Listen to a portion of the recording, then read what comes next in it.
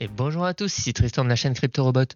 On se retrouve aujourd'hui pour une nouvelle vidéo et dans cette vidéo, qu'est-ce qu'on va faire? On va essayer d'analyser et de découvrir comment créer un système de trading complet.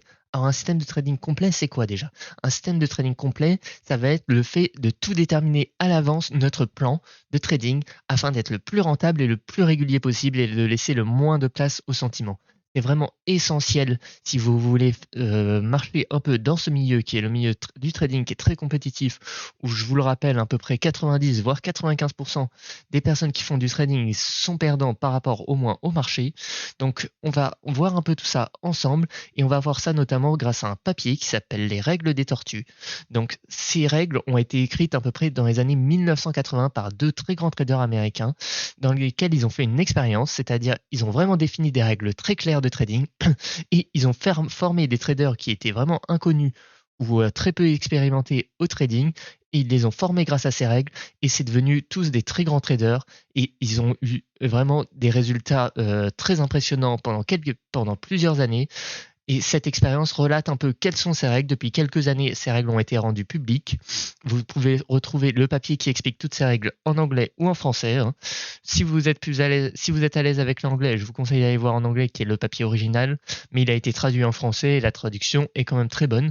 Et c'est celle-là qu'on va voir ensemble pour analyser comment ce système de trading a été fait et tous les points vraiment clés à prendre en compte.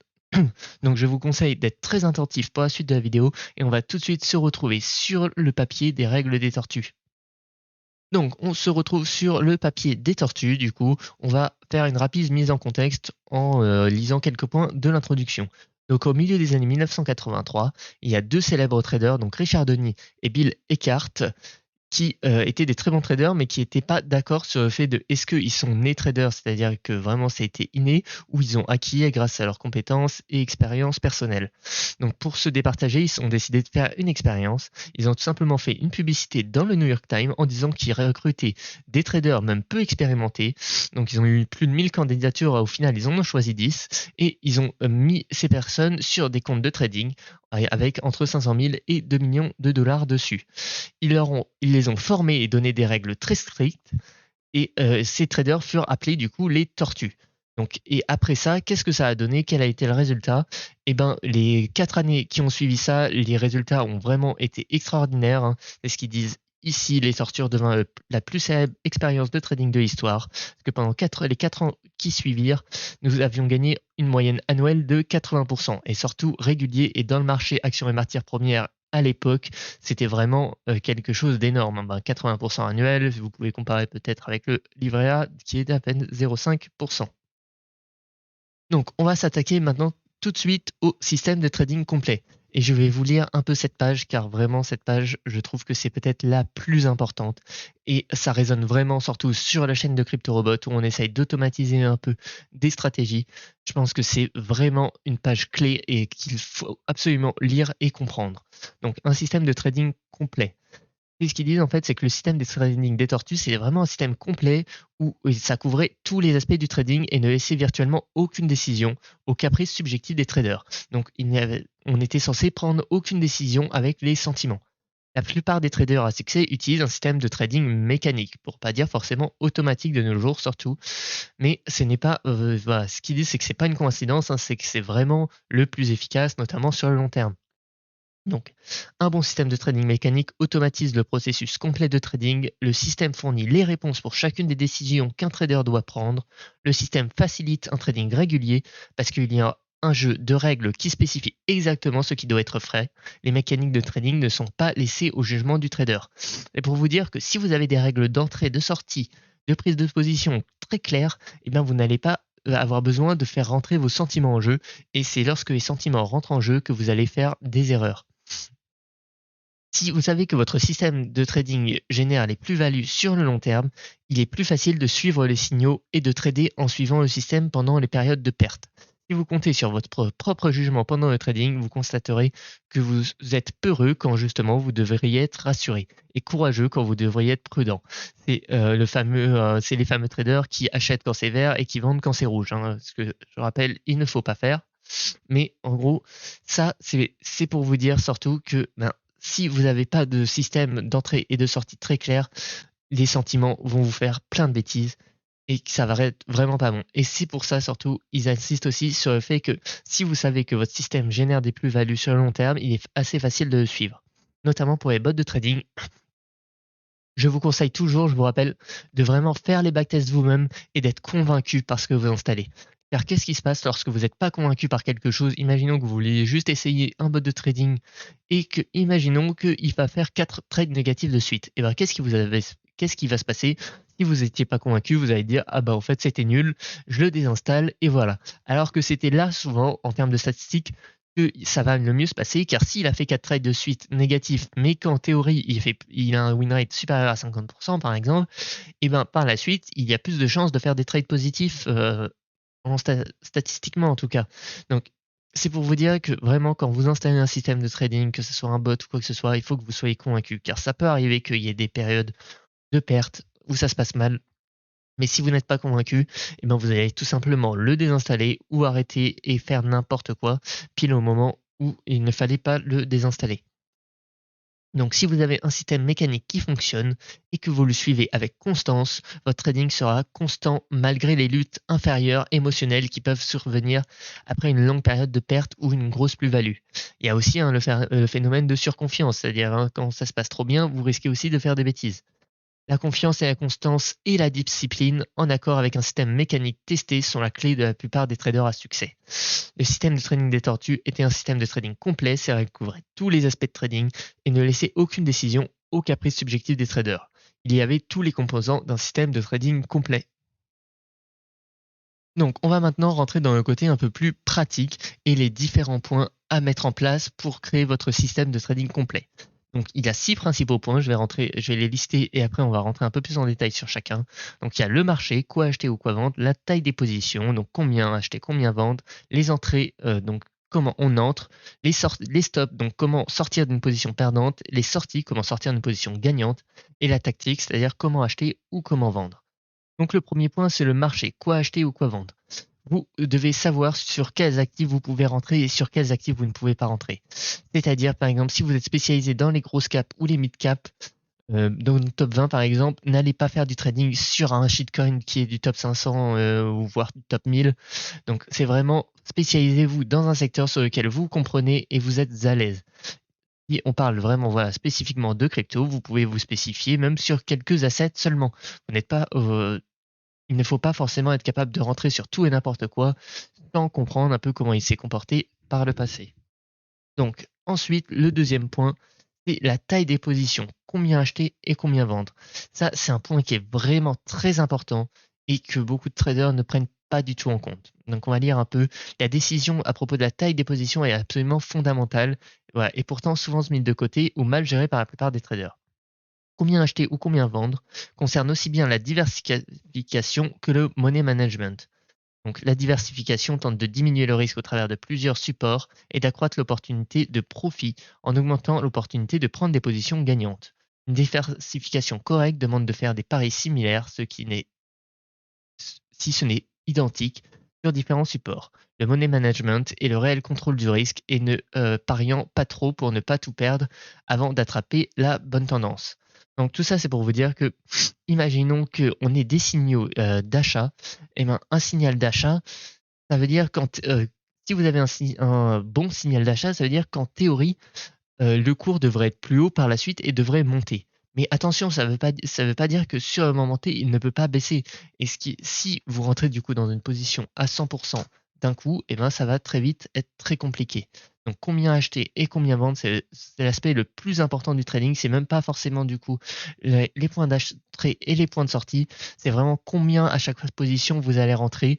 Est-ce que vous allez rentrer en une fois? Est-ce que vous allez rentrer en plusieurs fois? C'est des questions qui sont vraiment importantes et quel risque vous allez prendre sur chaque position. C'est vraiment toutes ces questions qu'il faut vous poser et à quel point vous êtes prêt à perdre si vous avez 10 positions qui sont ouvertes en même temps, et ben et qu'elles ont un stop loss à 2%, et ben il faut se dire que vous pouvez perdre au maximum toutes vos positions qui viennent toucher le stop loss et c'est des chiffres qui sont très importants à prendre en compte.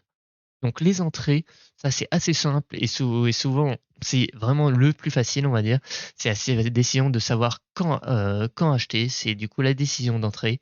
Donc souvent, c'est des signaux automatiques, hein, voilà, ça peut être des croisements de moyenne mobile ou des points le plus haut. Enfin, sur ça, les signaux d'entrée, vous avez plein de possibilités et souvent, il faut juste être convaincu par vos signaux d'entrée et savoir qu'en général, ces signaux ont plus de chances, en tout cas, d'être positifs que négatifs. Donc les stops, très important, quand sortir d'une position perdante. Vous pouvez soit mettre un stop loss ou soit vous dire tout simplement, si vous voulez pas mettre de stop loss, car attention en crypto, il y a beaucoup de chasse au stop, vous pouvez vous dire que si le cours baisse de plus de 3%, eh ben, je vends tout simplement à la clôture. Et un stop un peu différent, mais en tout cas, il faut vous fixer une règle de comment sortir d'une position perdante et quand sortir. Le plus important, c'est pas forcément la règle en soi, c'est juste qu'il faut absolument qu'elle soit fixée. Donc les sorties, quand sortir d'une position gagnante. Alors ça, c'est un point aussi qui est très important, hein. Quand vous faites des plus-values, il faut aussi savoir sortir au bon moment. Même, faut vous dire en fait que vous ne sortirez jamais au top de la position. Donc n'hésitez pas à prendre des profits régulièrement, à faire plusieurs points, à faire un peu voilà, vos études de comment prendre vos profits, mais ça serait vraiment bête d'avoir des grosses plus-values latentes un peu et qui se transforment en petites plus-values, voire en pertes à cause d'un petit défaut sur ça. Et enfin, le dernier point, c'est la tactique, comment acheter et comment vendre. Alors ça, c'est peut-être le point qui est le moins important pour la plupart d'entre vous, hein, car le marché crypto est un marché où il y a du volume, vous pouvez à peu près rentrer et sortir comme vous voulez, mais c'est très important quand même de prendre en compte les frais, etc. C'est-à-dire que est-ce que vous voulez rentrer grâce à un ordre limite, est-ce que vous voulez rentrer avec un ordre au marché, quels sont les frais sur chacun de ces ordres. Donc si vous générez un trade par jour ou un trade par semaine, faire des ordres au marché, c'est pas vraiment un souci. Si vous commencez à faire plusieurs trades par heure, là, faire des ordres au marché, ça risque de poser des problèmes. Il faut plutôt passer sur des ordres limites. Et si vous voulez jouer en plus avec des très gros montants, les ordres au marché, il faut clairement abandonner. Il faut construire un peu votre système pour faire des ordres limites un peu empilés afin d'exécuter au maximum vos positions. Mais c'est un point très important à prendre en compte. Donc, pour résumer tout ça, on va lire le petit résumé. Utiliser un système automatique est la meilleure voie pour faire de l'argent en tradant. Si vous savez que votre système gagne de l'argent sur le long terme, il est plus facile de suivre les signaux et de suivre le système pendant les périodes de perte. Si vous comptez sur votre jugement pendant que vous vous tradez, vous serez certainement prudent et quand il faut être courageux et courageux quand il faut être prudent.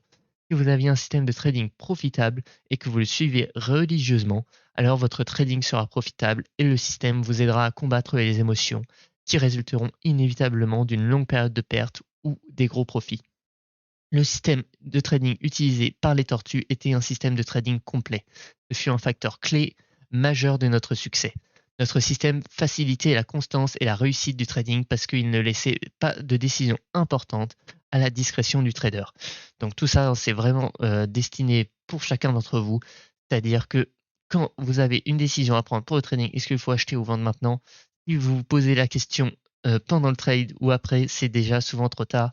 Il faut vraiment que vous marquiez sur un petit carnet ou sur un Word ce que vous voulez, mais quelles sont vos règles de trading et quel est votre système de trading. C'est vraiment le plus important et c'est ce que je voulais vous expliquer un peu. Maintenant, on va rentrer un peu, on va rapidement lire un peu quels étaient leurs systèmes de trading à eux, mais c'est un papier qui date de 1980, c'est pas forcément très intéressant, mais c'est juste pour vous montrer une application concrète de ce système de trading.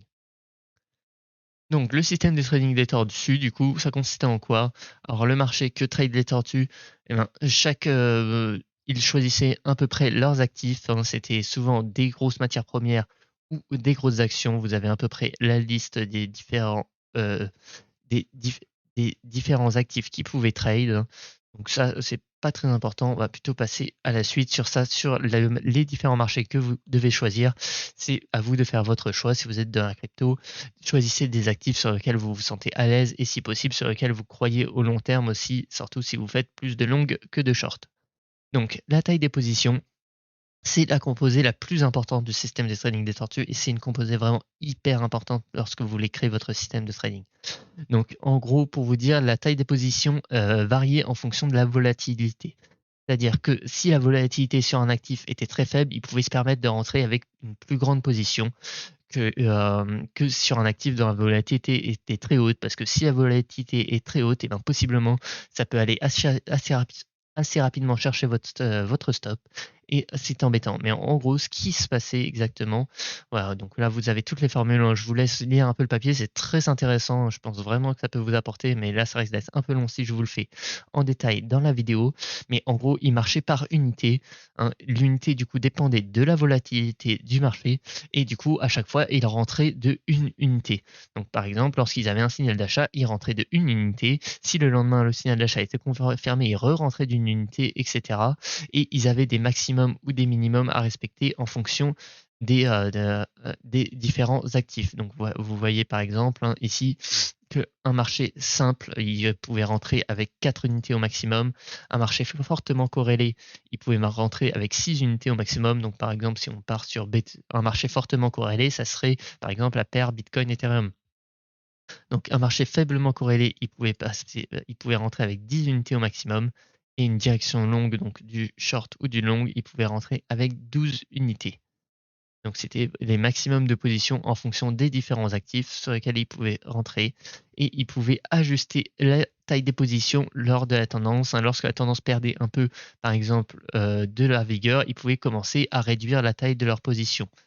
Donc je vous conseille vraiment, hein, de le lire. Je ne vais pas le lire avec vous parce que ça sera un peu long. Alors, tout le papier fait 31 pages, je le mettrai dans la description. Mais c'est vraiment très intéressant à lire et très instructif. Donc les entrées en position, il y avait 2 systèmes. On va prendre le système le plus simple, le système 1, qui consistait tout simplement, pour vous dire, hein, vraiment que ce point et l'entrée en position, c'est vraiment peut-être le moins important. Vous avez plein de systèmes qui vont vous donner des entrées. Souvent, elles sont plutôt bonnes sur le long terme. Ce qui va être le plus important, c'est la taille des positions et les sorties surtout.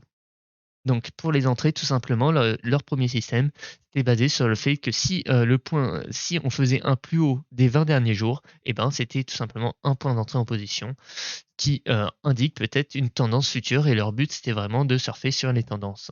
Donc c'est ce qu'ils appellent, voilà, un breakout. Je ne vais pas plus détailler que ça parce qu'en gros c'est ça. Et le deuxième système, c'était un système un peu plus long terme, c'est qu'il devait dépasser le point le plus haut sur 55 jours. Et après, il vous explique un peu justement comment il rentrait des unités supplémentaires avec tout plein d'exemples. Donc c'est pareil, hein, très intéressant à lire, hein. Je vais pas le faire parce que sinon ça risque d'être un peu long, mais très intéressant. Donc on demande vraiment la rigueur, c'est vraiment le point clé, hein, dans le trading. Ça, je ne veux pas vous l'apprendre, mais c'est ce qu'ils disent ici, hein. Ils demandent aux tortues d'être très rigoureux dans la prise de signaux d'entrée et de sortie, car on va sur une variation d'une ou deux, trois gros trades en fait. Il faut vous dire, si vous faites du trading, souvent, c'est comment vous allez être rentable.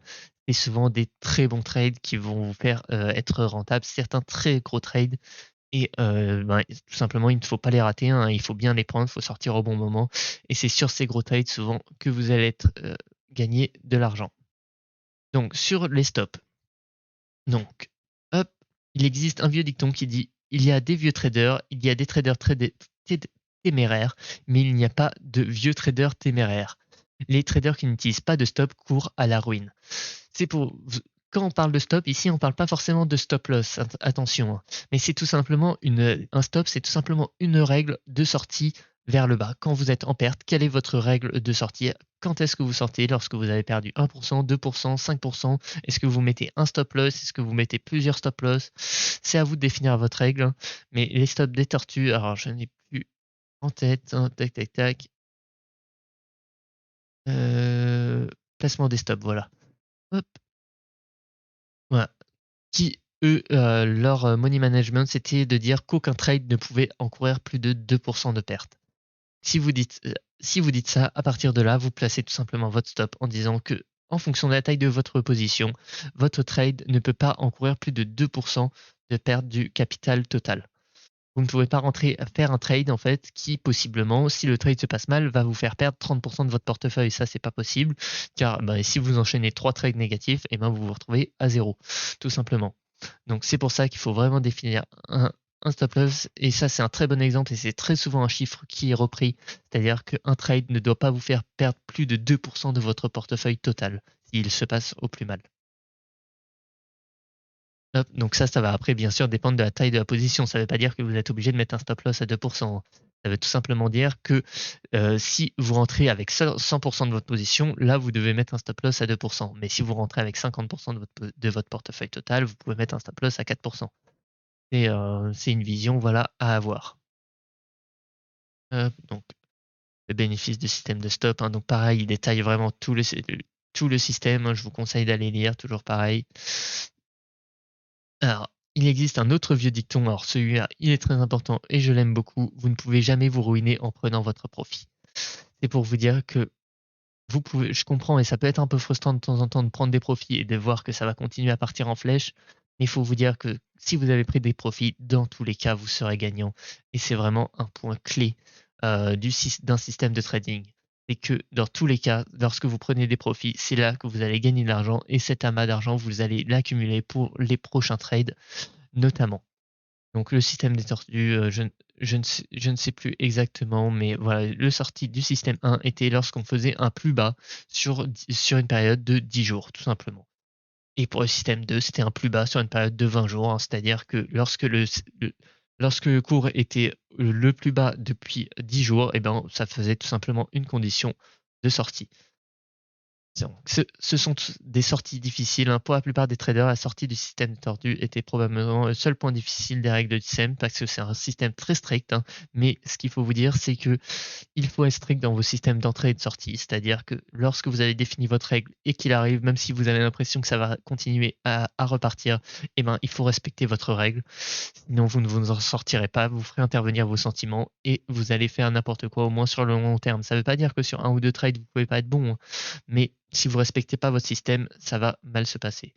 Donc après la tactique, je vais vraiment pas détailler pour le coup, parce que là c'est sur les entrées, notamment lorsqu'ils avaient des gros ordres à passer, mais c'est pas très important.